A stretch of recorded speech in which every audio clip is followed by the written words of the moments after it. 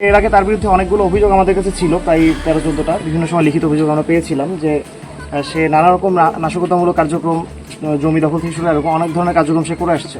তো সেই প্রেক্ষিতে তার বাসায় আমরা একবার অভিযান করেছিলাম, আমরা যৌথ বাহিনী অভিযান করার পরে আলটিমেটলি তার বাসায় ওরকম কোনো কিছু আমাদের চোখে পড়ে না। কিছু মাদক দ্রব্য ছিল হালকা পাতলা, এবং আমরা যেটা জানি যে আমরা ওদের ওই যে পাঁচতলাটা মনে হয় আপনারা দেখেছেন, পাঁচতলা বাসাটা ওকে বাসা খুলতে বলার পরেও মোটামুটি 20 মিনিট পরে সে বাসা খুলেছে। সো আমরা ধরেই নিয়েছিলাম যে এই 20 মিনিটে আসলে অনেক কিছু করে ফেলা সম্ভব, দেয়।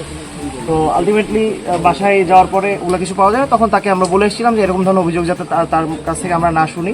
তো আজকে যে খবরটা পেলাম, একটা সলিড কিছু এভিডেন্স আমরা পেয়েছিলাম যে সে ওই যে যৌথ বাহিনী যে অভিযানটা করা হয়েছে, সবুজের বাসায় কেন করা হবে, সবুজের ওখানে কেন অভিযান করা হলো, এই নিয়ে সে একটা বিক্ষোভ সমাবেশের আয়োজন সে করতে নিচ্ছে।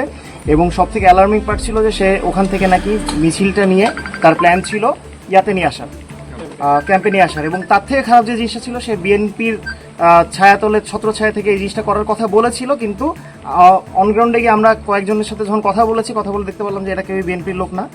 এরা হচ্ছে সবাই 2000 টাকা, 1500 টাকা বা মোটরসাইকেলের তেল করে দেওয়া হবে, এরকম মানে বিভিন্ন কথা বলে তাদেরকে আগের দিনই আসা হয়েছে। তো এটার ব্যাপারে তারা আমাদেরকে ভিডিও স্টেটমেন্টও দিয়েছে, যারা ওখানে যাদেরকে আমরা ডেকে কথা বলেছিলাম, ওখানে সংশ্লিষ্ট যারা।